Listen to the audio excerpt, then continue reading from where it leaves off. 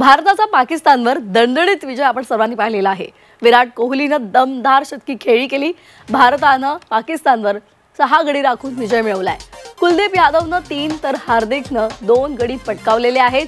Team इंडियानं कट्टर प्रतिस्पर्धी असलेल्या पाकिस्तानला दुबईच्या मैदानावर धूळ चारली आहे। पाकिस्ताननं नाणेफेक जिंकून पहिल्यांदा फलंदाजी घेतली आणि भारतापुढे 242 धावांचं आव्हान दिलं होतं। भारतीय गोलंदाजांच्या भेदक माऱ्यापुढे पाकिस्तानला 241 रन्स करता आल्या। कुलदीप यादवनं सर्वाधिक 3 तर हार्दिक पांड्यानं 2 गडी बाद केले। आव्हान पूर्ण करण्यासाठी मैदानामध्ये उतरलेल्या रोहित शर्मा आणि शुभमन गिल या जोडीनं भारताला दमदार सुरुवात करून दिली। रोहित शर्मा बाद झाल्यानंतर विराट कोहली आणि श्रेयस अय्यर यांनी संयमी खेळी करत भारताचा विजय सुकर केला।